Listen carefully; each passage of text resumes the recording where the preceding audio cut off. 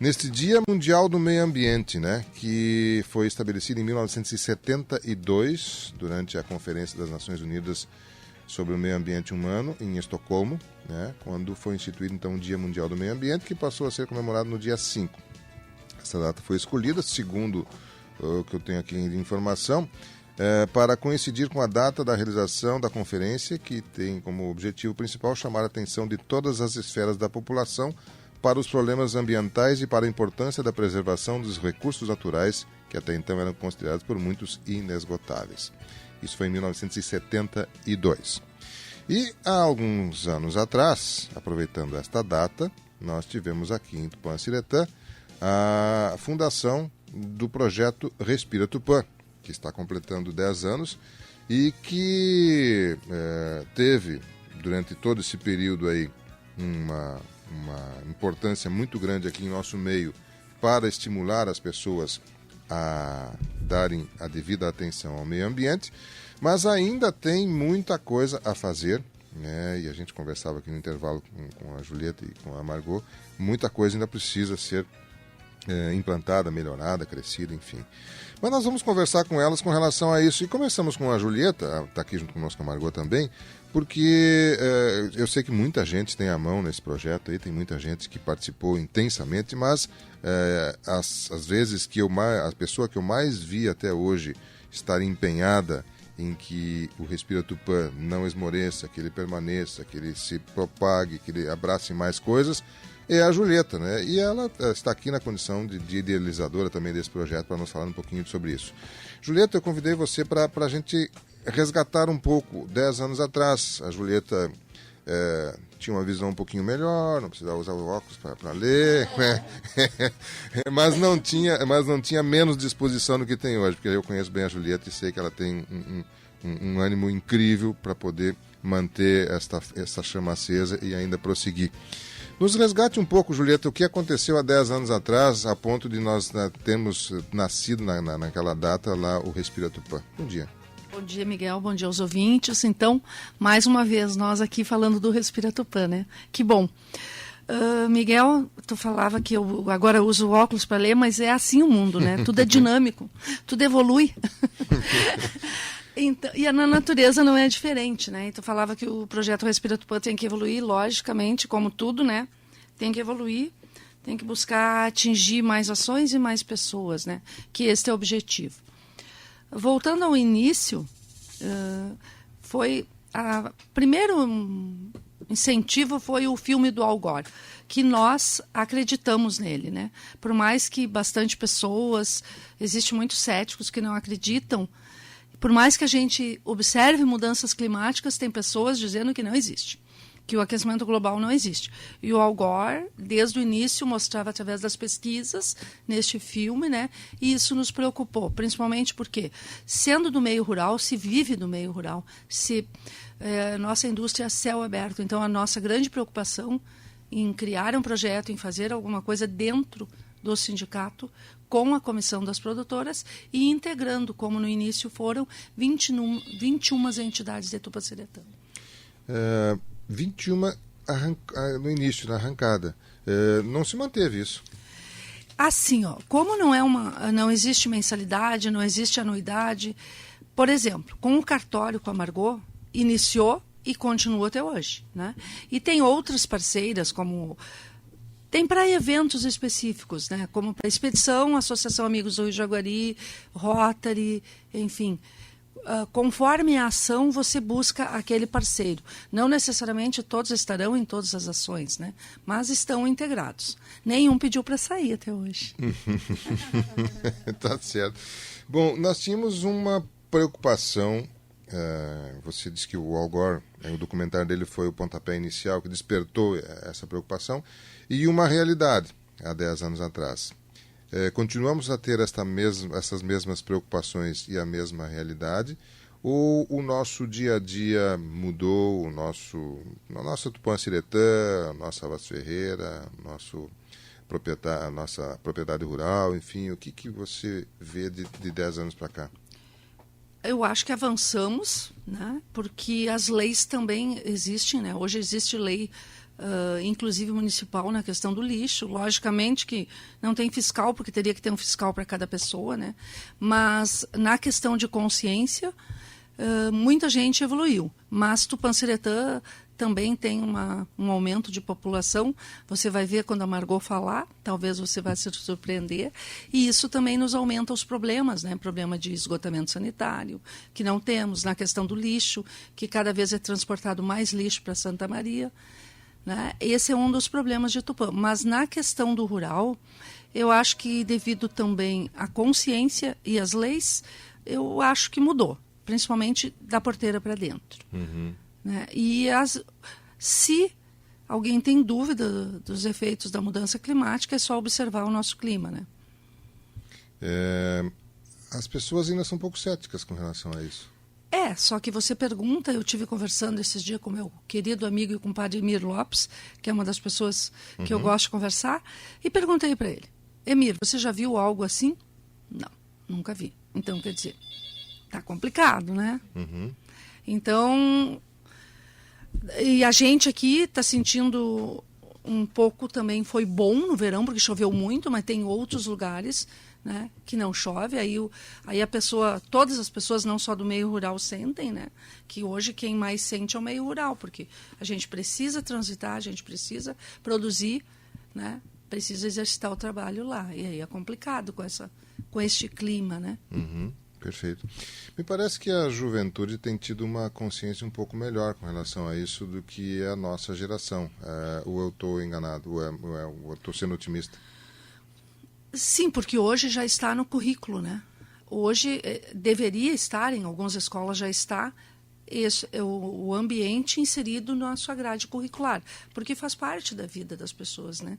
Hoje você tem que saber como lidar com isso, não tem mais como só observar a natureza, que é a parte boa, né? Uhum. Assim, como o próprio lema da ONU, conecte-se com a natureza, né? Essa é a melhor parte. O problema é ter que lidar com o lixo, ter que entender, né? Assim como nós vivemos e temos que fazer a nossa continuidade, o mundo também, né? Então as pessoas têm que entender como que é essa função e como que é a sua atuação neste meio. Uhum, perfeito, muito bem.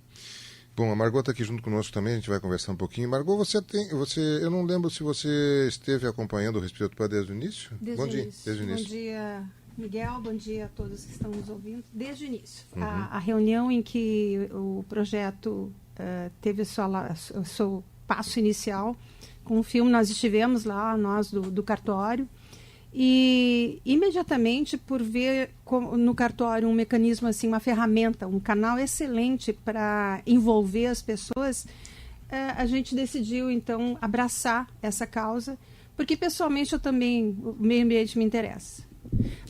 Assim, alguns dados dão conta de que o planeta teria um andar muito bom em termos de meio ambiente, com uma população de aproximadamente 3 bilhões de pessoas.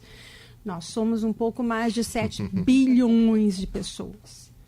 E existe, quer dizer, ninguém está dizendo que o planeta vai explodir, como a gente vê em filmes, né? Mas a gente sabe que a sustentabilidade, ela se dá em razão disso também, né? O meio ambiente são as pessoas. Bom, nós abraçamos isso porque, na época que nós conversávamos, a Julieta e eu, qual é a melhor forma de tu envolver a comunidade em uma ação de meio ambiente, uma ação ambiental? Havia algumas experiências assim de outros cartórios, até ali em Antônio Prado, eu tenho um colega que a cada registro novo ele mandava uma árvore para o horto. A gente conversava sobre isso, né, Julieta? Ótimo, é maravilhoso. Qualquer ação é bem-vinda e é necessária.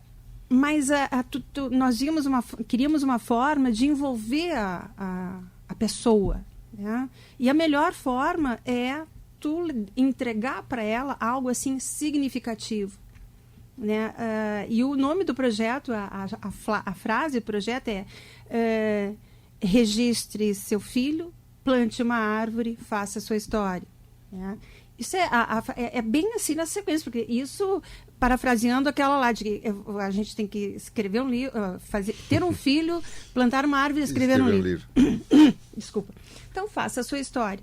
Então, assim, entregando para as pessoas, nós envolveríamos elas nesse ato de cidadania que no registro, são 2, né? O registrar o filho para que o mundo jurídico saiba da existência da pessoa e plantar uma árvore para que o planeta sinta essa experiência também. E tem dado certo no início, até algumas pessoas, a pessoa vai deixar a árvore ali na esquina. E hoje nós temos notícias de pessoas cujos filhos com 10 anos, as crianças, qualquer criança que tenha nascido em Tupanciretã nos últimos 10 anos tem uma árvore. Algumas vingaram, outras não, mas a maioria a gente sabe que as histórias são bacanas. Né? Nós temos de um cidadão que se mudou para Júlio de Castilhos, Julieta. No início eles moravam em apartamento aqui da Ana Paula. No início eles moravam em apartamento, ele plantou a árvore, era uma cerejeira, não lembro qual é a fruta, mas era frutífera. E ele plantou na sacada, dentro de um vaso grande. Mudaram-se para um terreno em Júlio de Castilhos e lá plantaram, e esses dias mandaram uma foto com a menina com um balde de frutas. Então, a gente tem várias experiências nesse sentido, dando conta de que essas ações podem ser, assim, embrionárias de um grande projeto. Né? O que realmente me preocupa é que o legado que nós vamos deixar, ele só vai se tornar um legado se houver continuidade, porque senão ele vai ser uma mera lembrança. Né? Um dia o cartório fez isso, vão esquecer meu nome, vão esquecer o nome da Julieta, isso já aconteceu, então não é legado, é uma lembrança. Né? O legado é aquele que a gente consegue envolver as pessoas, e é essa a nossa preocupação, como envolver as pessoas, porque as pessoas que se envolvem no aprendizado, no seu currículo escolar, elas não podem ter apenas a preocupação de ter notas, e elas precisam ser curiosas. Eu tenho que ter curiosidade. Então, isso é o que torna um projeto, uma ação perene, a curiosidade das pessoas em se envolverem. Porque não dá para as pessoas dependerem de um titular de um cartório, que a gente muda também, né? A próxima titularidade vai continuar com isso. E a Julieta, que tem ano a ano, assim, a gente vê a garra dessa criatura se envolvendo com isso. Mas onde estão as outras pessoas? Né? Esse envolvimento pontual é muito bacana, mas e o resto? Né? E o meio ambiente artificial, que é aquele da nossa cidade? E essa juventude que tenta tirar uma boa nota na escola, mas joga uma lata de cerveja na rua, ou uma lata de Coca-Cola. Isso é meio ambiente também, né? Essa deve ser a preocupação das pessoas em geral, porque senão o planeta, sim. Eu confio no que o documentário do Al Gore dizia, né? Nós vivemos num planeta cíclico, né? Retardar ou adiantar tudo que pode acontecer em termos de cataclismas ou mudanças, isso aí é só uma questão de tempo. Pode ser que venha daqui a 1000 anos, mas não interessa. O que eu fizer hoje vai refletir lá, tanto que nós temos fósseis que dizem aí que de uma hora para outra a história muda. Né? E quer dizer, a história vai mudar? Vai. Importa saber se eu estou preparado. Esses projetos, essas coisas, e eu assim, eu quase que não faço, eu me recuso a fazer registro, quase, não posso, né? Mas eu tenho. Mas se não tiver uma muda lá, eu já fico assim, quando tem 5 mudas, por favor, não pode ter uma muda apenas, né? São 2.860 registros feitos desde 1º de julho de 2007 até agora. Então, nós temos praticamente 3.000 árvores novas plantadas aqui no município. Várias delas frutíferas, muitas nativas. O pinheiro nós distribuímos durante algum tempo para pessoas que têm um terreno maior, porque o pinheiro é um dos alimentos em extinção do planeta. Então, pombas, 3.000 é fôlego, né, para a natureza. Então, tomara que as pessoas se envolvam, tomara que isso seja um legado de verdade, que envolva a curiosidade das pessoas, e se alguém tiver algum ensinamento para dar, para nos dar, dizer, vai continuar, se vocês fizerem, a gente faz. Esse é um aspecto bastante presente do Respira Tupã, que está fortalecido, está dando sequência. Um outro aspecto interessante foi a pesquisa, juntamente com aquele trabalho que vocês fizeram junto às expedições, né? Os rios. Os rios. Eu vou fazer um intervalo, vamos falar um pouquinho dessas expedições, porque isto, muitas pessoas podem pensar, é prazeroso, a Julieta gosta de caminhar, né? Ela faz isso pelo mundo, fez com o esposo, caminhando pela Europa lá, mas não é só isso. Aliás, isso é a parte, como a Julieta falou, a parte mais agradável.